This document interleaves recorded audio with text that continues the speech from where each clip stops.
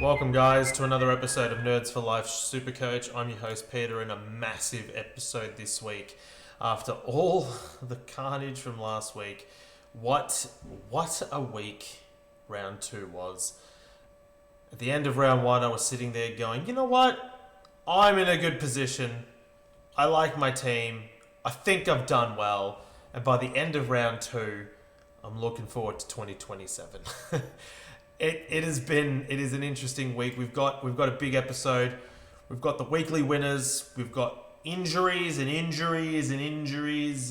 guess what? More injuries.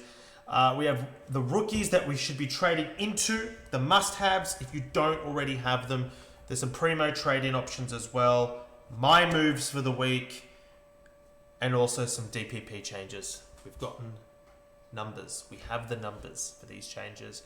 And provided over the next 3 weeks, these players don't have drastic role changes, we should be getting some juicy options for our forward lines. But before further ado, I will begin with please make sure to subscribe, like the channel, give me a comment, let me know what you have to think. Oh, we have question time as well later on the episode. You guys did ask a bunch of questions. I better write that down as questions, otherwise I will forget, and that would suck. We got your questions, so if you're watching this on Spotify, YouTube, Facebook, make sure to follow us, otherwise you'll miss out on more episodes, and also the preseason stuff's usually pretty good. The season stuff's usually just me acting all depressed about my picks. One thing I'm just going to point out is there was some heat from a post I made this week. There was just a little bit of heat from a post I made this week on both X and Facebook. X, the people were a bit kinder. Facebook, wow. Some of you guys, when you disagree, don't just disagree, but you go to a whole other level. I'm totally fine with people disagreeing with my opinion. I like it. It's good. It's nice to have a chat about different strategies, and you know what? You don't have to. No one's really just not. Also, if you're going to insult me, make sure you spell correctly, because I'm probably just going to poke fun at that. We're going to start with the first major injury. Now, actually, let's go to the winners. Let's go to the winners before we go into injuries. Let's go to the winners. I'm going to say congratulations to the group winner. Where are we? No, that's not it. that's just a personal league. We have, from round 2 score, we have Simon, the right stuff, but he's an Essendon fan, and that's Peter Wright. It's a pun. He scored 2,084 points, overall rank of 5,385. Massive week, Simon. Really good stuff. I'm just taking a look. Yep, he had Tristan Cherry as captain. He had Max Gawn as well as his other ruckman. Just putting it out there, but everyone that faded the big boys in the ruck because of the new ruck changes. Boy, did we fuck up. Anyway, he's got some injury problems this week because he's got Jordan Dawson. I could see Connor Rosie, and I could say Christian Petrarca and Milan Murdoch. Some really big injury concerns there, but a really good week this week, last week. The overall winner so far is Landing Strip XVIII. Oliver's team, 160th is his overall rank. Not bad at all. And that's the weekly winners when it comes to our SuperCoach open group, that is. Actually, what is our group name? You can still join it with the league code 514111. You can still join it all the way up until the mid-season bye, I believe. We've got 1,473 people in it, and I do give a weekly shout-out to the weekly winner and then whoever stays on top as well. We've also got Game Day Squad. So we do play this, okay? And they are our major sponsor. So when you sign up using the code NERDS, that's NERDS, there's a link in the description below. Whether you're watching this on whatever platform, I will post the link there. It's a different way of playing SuperCoach. or it's a different player playing fantasy football. You get bonus packs as well if you use the word nerds when you sign up. So you get bonus players that you otherwise wouldn't have had. It's completely free. Of course, there are paid options later on, but it's completely free. I play the free platform, and you can go head-to-head with me at AROO41YF. That is the private league. There's already about 50 people in that. AROO41YF. So support the page by signing up using the promo code NERDS, NERDS, and then joining the private league. Now, injury news, and boy do we have a lot of injury updates. Christian Petrarca out. He's the first one for the first 4 to 6 weeks, and most likely will have managed minutes upon return. Then we have Connor Rosie, 10 to 12 weeks out at least, with I believe some nerve damage in his knee. We've got news that Jordan Dawson is injured. We have news that Rory Laird are also injured. Both players will be missing this week. So if you've got either of them, they're probably more of a hold as they're not long-term. Nick Bryan is coming back for Essendon and is available next week, whether it's through VFL or straight into the AFL. This will affect Blackiston owners like myself. Not that it's a big deal. He's most likely a trade out anyway at this point. We have some injury updates on Hayden Young. For those that traded him out like myself, good work. Unfortunately, his 1 to 2 week injury has now been extended to at least a 3-week injury. And that's 3 weeks from last week, which means it will be 4 weeks overall since he got injured. And also probably managed minutes upon return. So that's another thing that we need to consider when it comes to the players we bring in. Now, Sharp, a very popular rookie. He is listed as a test, so he could play this week. Worrell is listed as a test, so he could play this week. We also have Luke Jackson, a very popular trade-in. He was with the rehab group. He was nursing a cork, so just keep an eye out on that.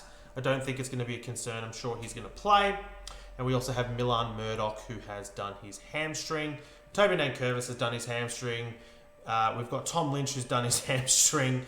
A lot of hamstrings last week. I think there were 8 or 9 hamstrings overall. These are the most relevant SuperCoach injuries. So I'm not going to really delve too far into the list, but they're the most relevant SuperCoach injuries. So all of those players, unfortunately, are going to be trade outs. Those who went early on Milan Murdoch, look, it is always been my opinion, and it always will be my opinion. I know that being dropped was unlikely, but when it comes to a cash-generating player, I don't believe going early on them is the right option, especially early in the season when cash generation is king.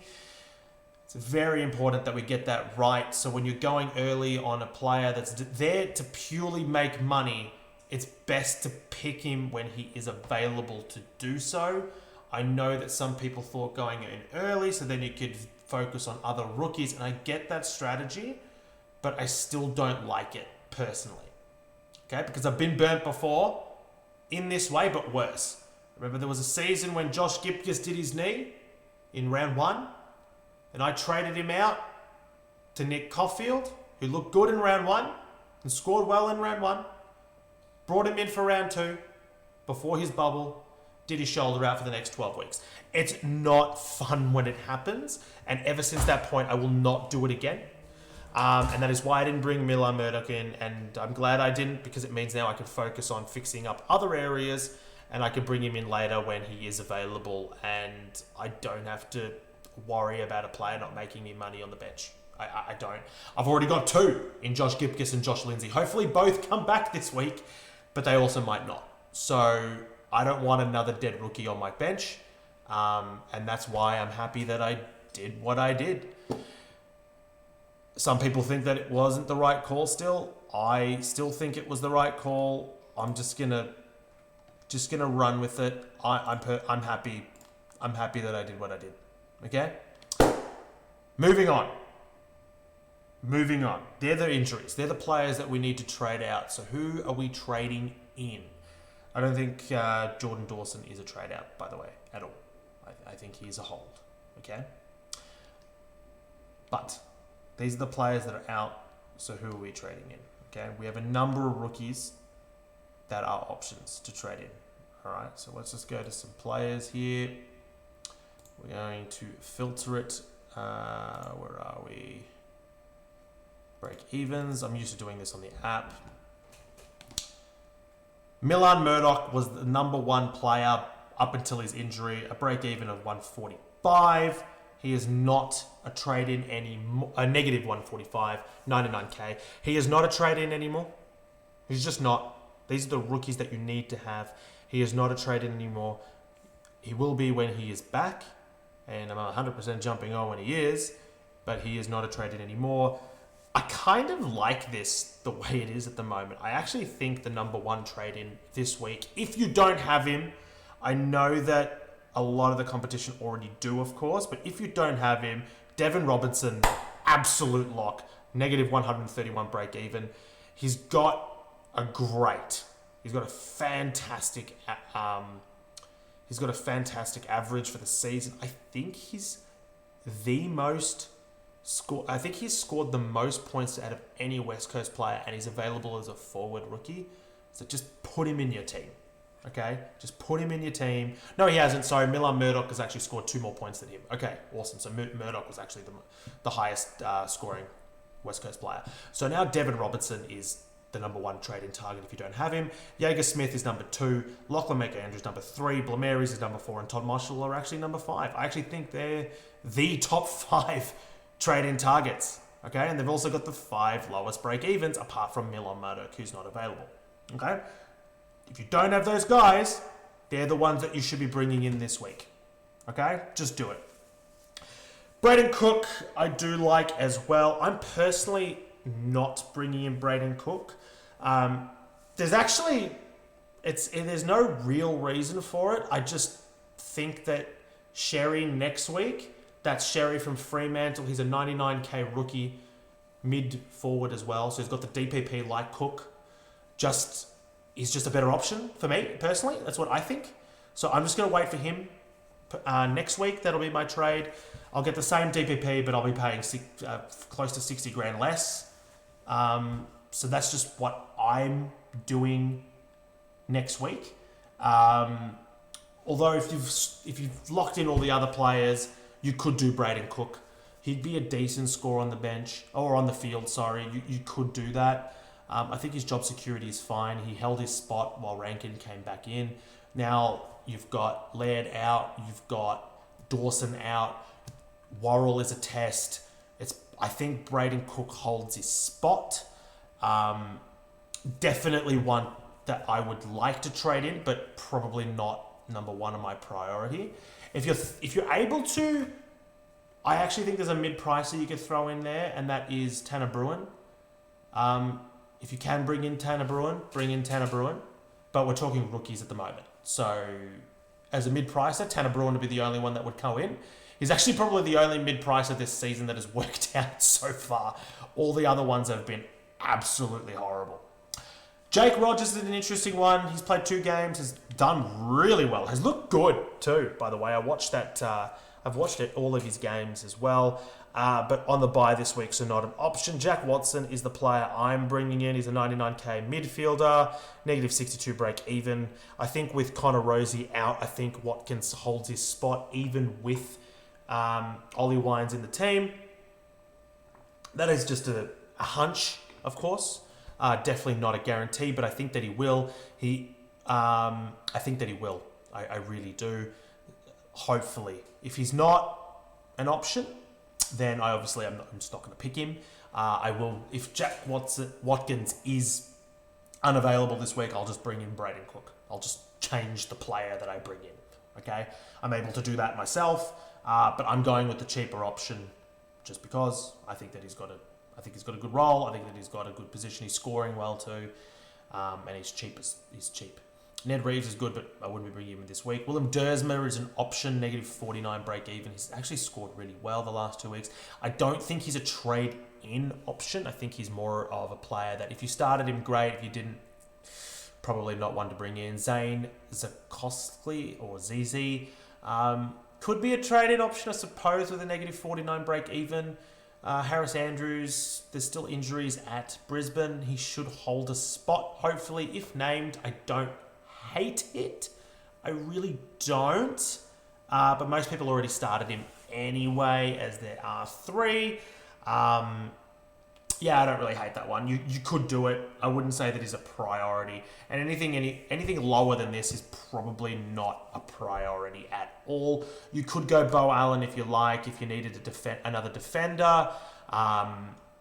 He's got a negative 41 break even. Has actually looked good this year. Has looked good. Max Kondianis, negative 35 break even. He's played 2 games. He's on the bubble, 113k.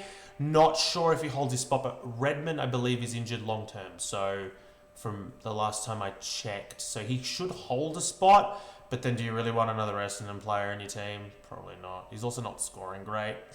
Phoenix Gothard is a forward, 168. He's got a negative 33 break even. He's already had a price rise. Not really for me. It's a no for me. Harry Sharp is the other one. Negative 30 break even. His spot in the side is definitely there. I can't see him dropping out of their best 22. But last year we saw he was basically the sub every week, or subbed really early every week. Obviously there's no sub, but his time on ground isn't great. I wouldn't be going there. Cooper Duff Tyler, probably too expensive, similar to Dersma. Ruck forward though is handy. One of those players that if you started him, great. I wouldn't be trading into him. Samuel Grilge, I like him. I really do. If you didn't start him, put him in your team. He is playing halfback. He had a really bad game against Gold Coast, but so did Richmond. They got smashed. Negative 17 break even, 172k defensive midfielder. The defense rookie line isn't great. So if you didn't pick him, I'd be fixing that defense and getting him in.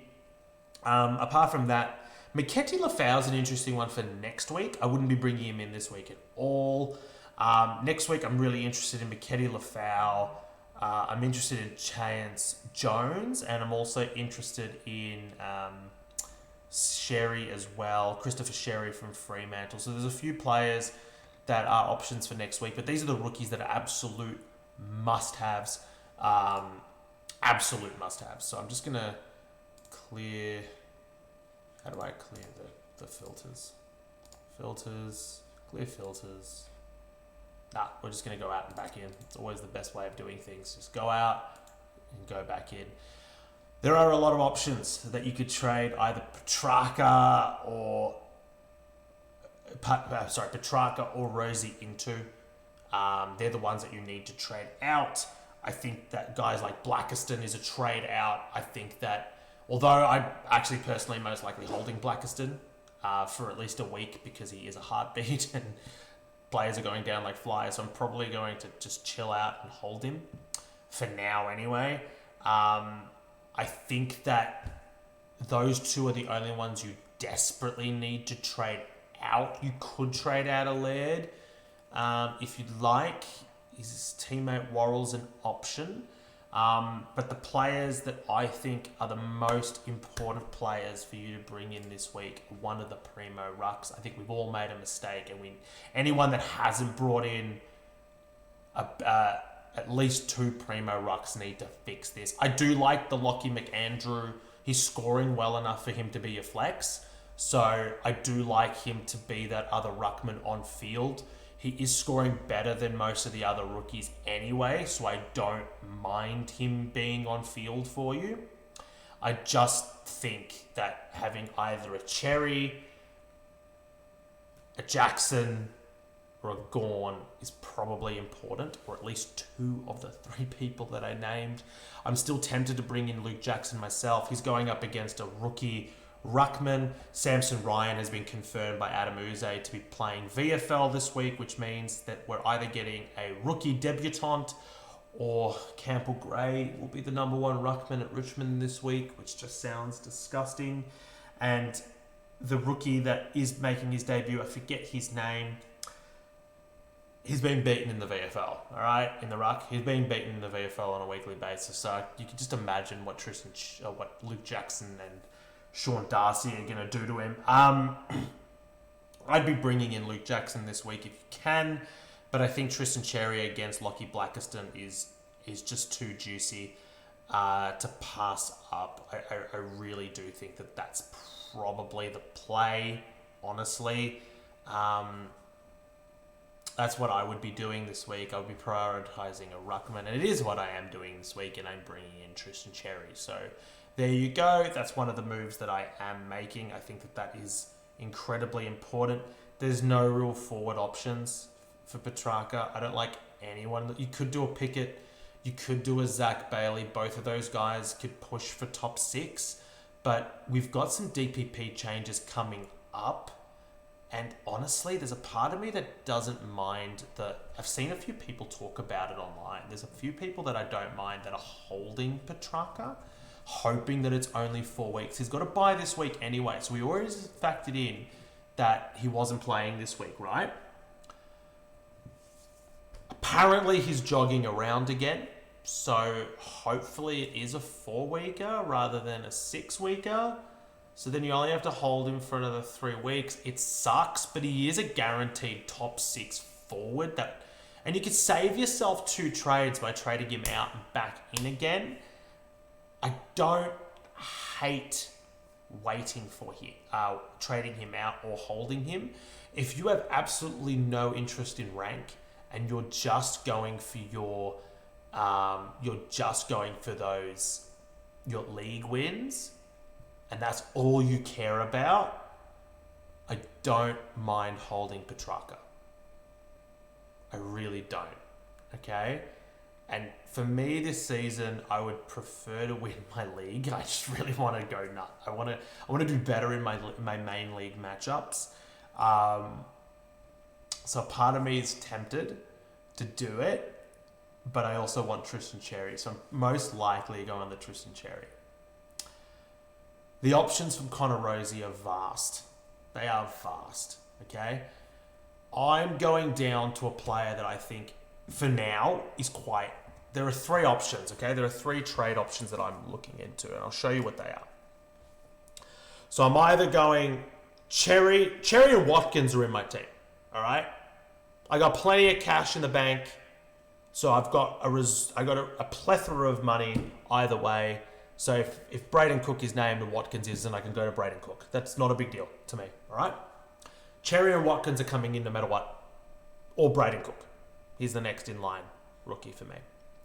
Rosie Sharp, Petrarca out. Does not matter, it does not matter. All 3 of those are gone for me. All 3 of those are gone. Okay, so 5 players are not changing.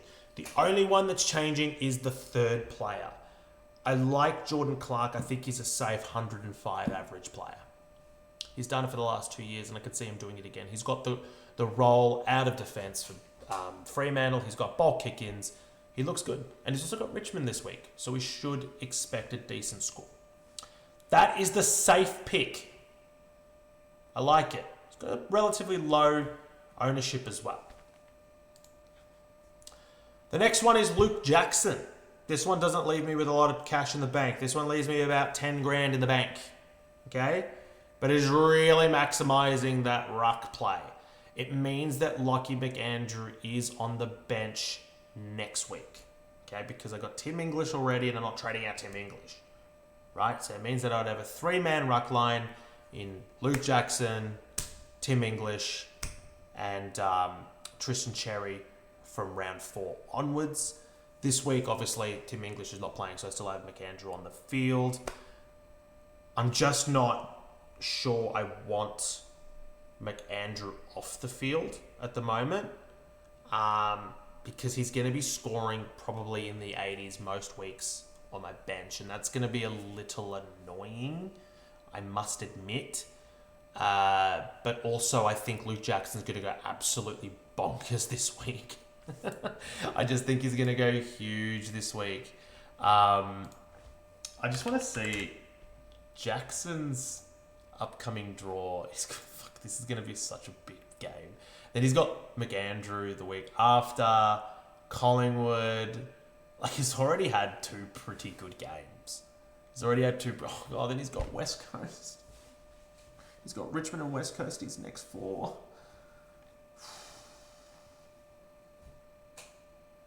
Oh, he's got Richmond and West Coast in his next 4.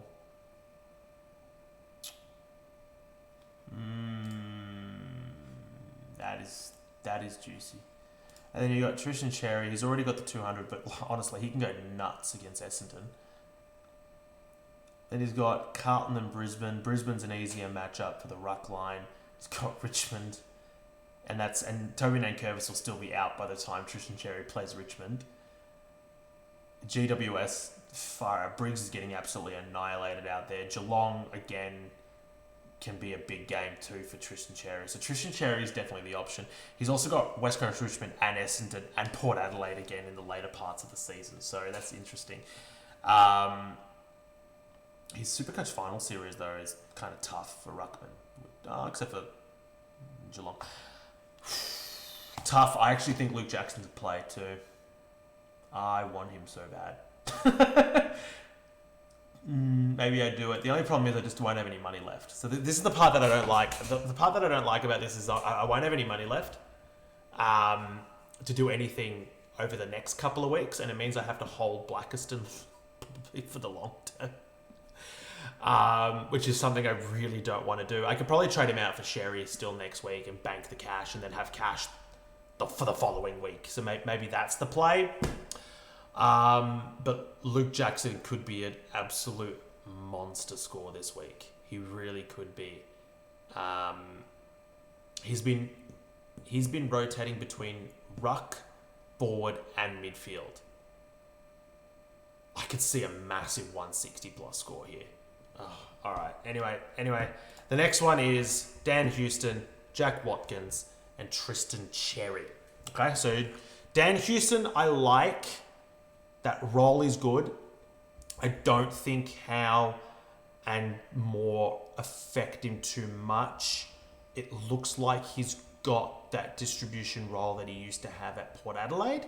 The Port Adelaide assistant coach, whose name does escape me, has come to Collingwood and is basically, and I think that game plan has changed from last year. They're using him a lot better. Collingwood's coach has confirmed that the way they used Houston last year was a mistake and that he wants the footy in his hands. And we did get to see that in the opening couple of games. Because it's significantly cheaper, it does leave $189K in the bank for me. So next week I could turn Blackiston into like an actual premium player, which would be awesome. Okay. It does mean that I pass up on the Luke Jackson massive score this week.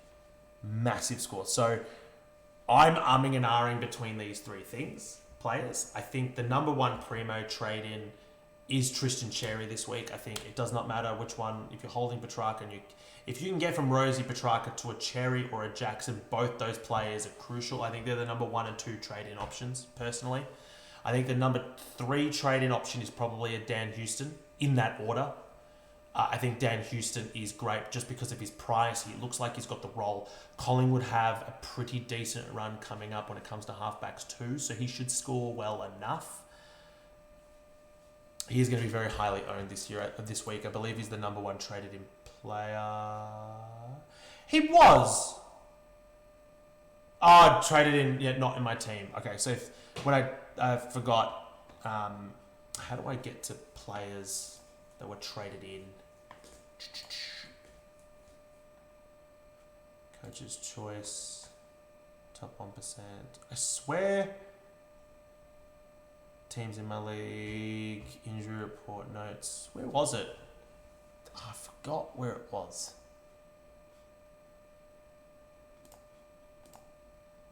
I swear there was a one selected to play, avoid recommended next round, running hot from DPP, projected increase, projected decrease. Where was it? There was a way that I can't remember how to find it now. I can't remember how to find this at all. Round 2 summary, all stats. Maybe it's that. No, it's not that. I don't remember. Projections, break-evens, cash cows, teams. Maybe it's this one. It's not that. It's definitely not that. my God. Yeah, I love all stats view. Is it that? No. There was a way that I could check the number of players going in and out, and how many trades have taken place, and I just don't remember how to do it now because I haven't done it since last year. Oh, here we go. I think that's it. Most popular captain. Yeah, here it is. All right, so starting bench, own. Awesome. Round change. All right. Yeah, Dan Houston is the most traded in player this week. 14.5% of coaches have traded him in this week. 25,000 coaches. That is 25,000 coaches have traded him in this week. Okay? 2,000 coaches owned him prior to that. Less. Yeah, 2,000 coaches owned him prior to that. Okay? Massive numbers. Massive change. Massive change. The second most traded in player is Tristan Cherry. I don't know why Luke Jackson's numbers are so low. Because 30% of the competition already own him. So that's why only 3,000 coaches have traded him in. I see. That's concerning. Okay? All right, that's 30% of the competition are about to get a massive score. Absolutely massive score. The most owned player, apparently I have the 15 most owned players, and I did have number 16 and 17 as well. I've just traded them out, and then I've also got all the way to 21. Wow, I am generic, aren't I? I am super generic. Okay. Sarong's 25% now. That's interesting. That's interesting enough. Yep, I'm generic. Who is my least traded owned player? Fonty is 12. I think it's Fonty. That's depressing. Anyway, so that's how you get to those stats if you ever needed those. Last week, I don't want to talk about last week. Last week's over. That was disgusting. Everything just went wrong. They're the players to bring in. Tanner Bruin, if you don't have him, bring him in as well. Let's get to questions. I think we got a few on X. Let's take a look. Yeah, we've got a couple on X. Darcy Beer, does Lehman Baker injury help Lindsay get back into the side? I hope so. How long was Mr. Liam Baker out for? Let's take a look. Go to the injury report. I did miss this one actually. Injury announcements. Scroll all the way down to West Coast. And we've got... No, Liam Baker seems to be not mentioned. Not mentioned at all. So I don't think that that's going to be an issue. Darcy Beer. Hopefully, he does come back in for Milan Murdoch though. Nick Newman from Tom Lambo. And then a full stop. Really a question, but I do agree that he is a watch. And I've actually brought him into my draft league. Just on my bench, just chucked him in the draft league. He is available from suspension. If he is named, he is definitely a watch. Definitely a watch. Now let's head to Facebook. Now, I don't even know if I'm logged on. I am. That's great. Otherwise, you're about to see my personal Facebook feed. Let's go down. 40 comments. I didn't even notice that. I'll have to reply to those in a minute. This one's the one that everyone got angry at me at. Nice. All right, so 17 questions. Let's go. All comments. We've got Toby Parsons. Ash versus Mills versus Houston. Top 4 forwards. Best value for our forwards. Let's go. Ash versus Mills versus Houston. Only one of them has finished his bye. Early season bye. Mills is on a bye this week. And Ash has a bye next week. Probably going Houston if you're thinking of all three of those. Ash is the best one. Better job security out of the three. Mills has had a couple of stinkers early. So I'm not sure. For me, it would be Houston as the number 1 trade in this week. However, if you're happy to wait, Ash is probably the better one. Personally, I'm trying to jump on Ash after his bye. So Houston this week, Ash after his bye. If I don't go Houston this week and I go to Jackson, then I'm still going to try to get Ash after his bye. I just won't have Houston. And I think I'm okay with that. Top 4 forwards. I think the top 4 forwards are going to be part of the DPP changes, so I'm going to give you that in a moment. Best value for our forwards. Best value for our forwards, honestly, if you don't have Connor Butterick, he's not a trade-in this week because it's on a bye, but Connor Butterick, I suppose, will be okay. Still got money to make. Lawler is about to go up in price. I believe Lawler, he's actually scored okay and he hasn't really had a great season so far. He's had 2 okay games, right? He's got a break even of 23. So he's got a projected score of 53. He should score somewhere in the 70s or 80s, hopefully. So he should make at least 20, 30K this week, I'm hoping. He's not horrible. He's not a horrible pick. People still like Rochelle, although he pumped out a horrible score last week, so I wouldn't be going there. I think Zach Bailey is the best cheaper option.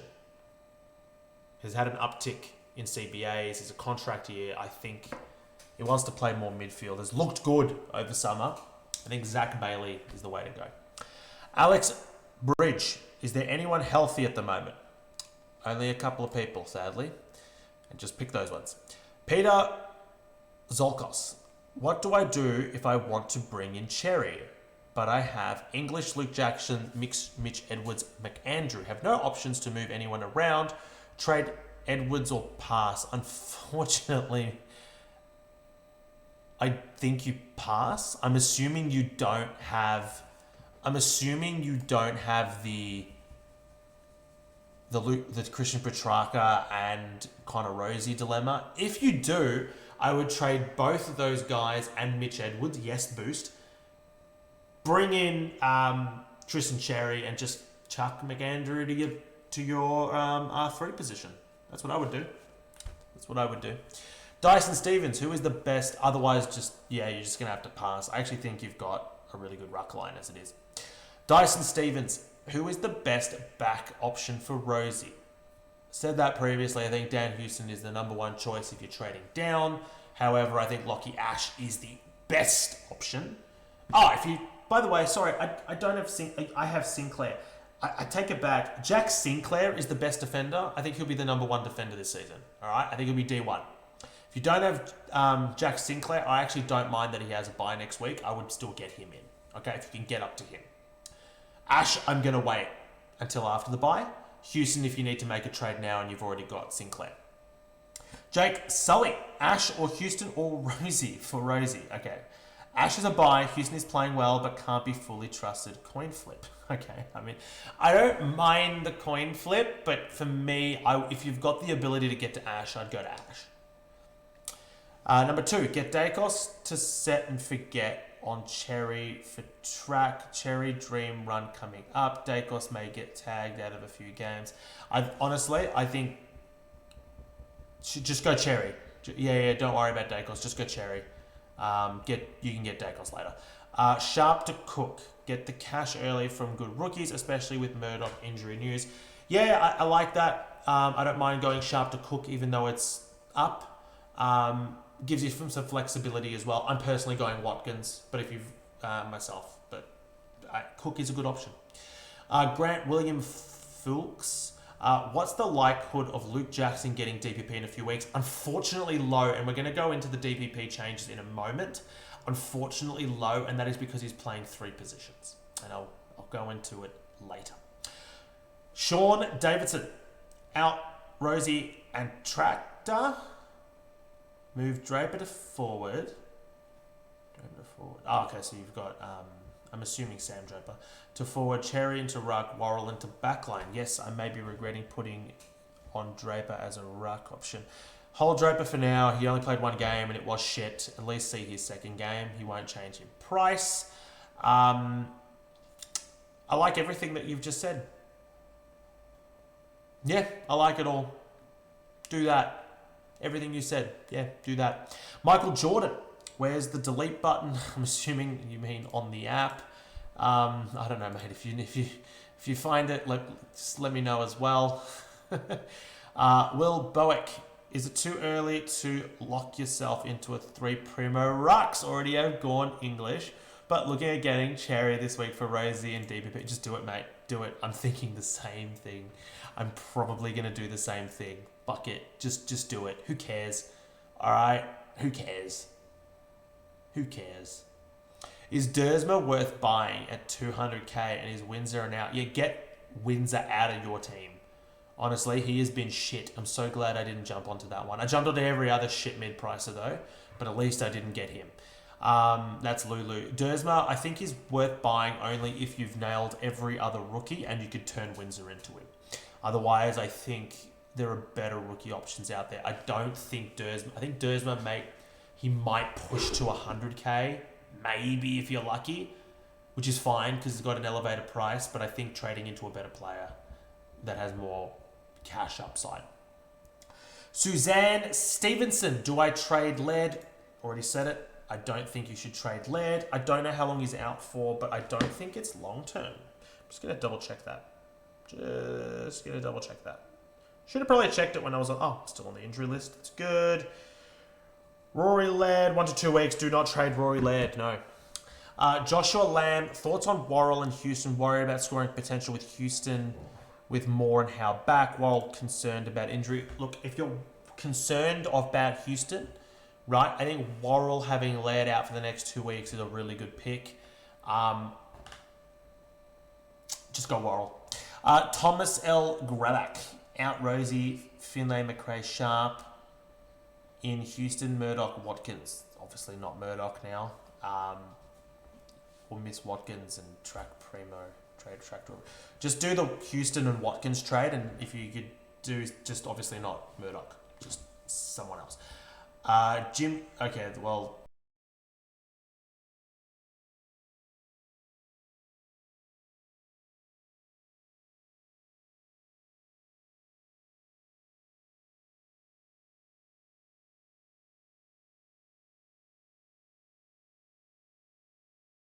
trade. Now, this is interesting. Okay? I don't hate holding track. And I said it before. And it's only if you don't care about your ranking. And you're only going for leagues, I don't mind holding Petrarca. Christian Petrarca. I don't mind it at all. Okay? Anyway, they're the trade. They're the questions. Who are getting DPP changes? Now, we've got a few. Jai Sarong has played 96% of the time in the midfield so far. He is getting DPP. He's going to get mid. DPP, where is he? So he'll be a defensive mid, which is going to be great. Nasai Wangamani Malera has played 64% of the time in the midfield. So he's going to get defensive mid. Oh, well, wherever he is. He's going to get defensive mid as well. Basically locked in. Mateus Philippou has played 72% of the midfield as well. So he'll get mid status. But I'm tempted to potentially not even hold him for that long. His break-even's 38 and his average is pretty much bang on that. So probably won't even make it to round 6 for me. It's probably the guy that's out for Sherry next week. Jason Horn-Francis, this is the fun one, 55% forward. Now with Rosie out, and I believe Bergman's injured too, so he might get more midfield time. Should still hit that 35% that's needed. So we should be getting Jason Horn-Francis available in our forward lines again. And when he's available in our forward lines, he's a lock. You've also got Stephen Canelio, who's 51% forwards. And I can't see that changing. He's been playing across half forward. He's been scoring well, actually, Canelio. Had one bad game, but 2 really good games. So he's actually tummed up 2 of the 3 games. I've got him in my draft league, and I'm kind of happy. He's on my bench at the moment. I'm just waiting for him to get forward status so I can put him in my forward line. It's not a bad option. It's really not a bad option, okay? It could... Also, we've also got Touk Miller, who's spent a lot of time in the forward line as well. I'm trying to find it. I forgot how much time he's had. He's getting close. Lockie Jacks, 36% mid time. Murphy Reed, 33% mid. His list is the forward. Connor McDonald, 30% mid. Harry Rouston, 23% mid. Pendles,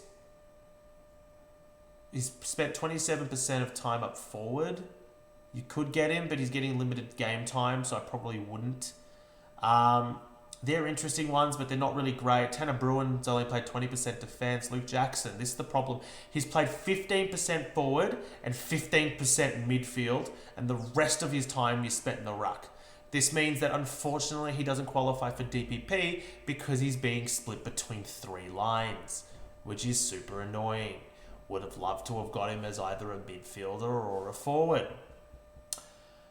Todd Marshall has spent 87% of time in defence, so he's pretty much locked in to get to forward defence status. Rowan Marshall's played 46% of time up forward, so we could get him, but he is scoring shithouse, so I don't know if I'd even want that. Chad Warner has spent 42% up forward, but again is not really doing anything and was one of my worst trade-ins last season. How has he been going? I don't think he's been playing well, actually. Let's see. 91, 68, 90. It's pretty yuck, to be honest. It's pretty yuck. I know that he's got the ability to go big, but I don't love that at all. For the moment, it looks like with the DPP changes, the big ones going into our forward lines this year look to be Tuke Miller and Jason Horne-Francis. If both those guys get forward status, they could literally be the F2 and F3 at season's end. Christian Petrarca will be F4 most likely, or 5 when he is back. And we've already got Sam Flanders and Harry Sheasel. I believe those guys will be in the top 6 as well. And then who is 6th? Really, it could be down to Rankin. It could be down to Zach Bailey. It could be Keziah Pickett.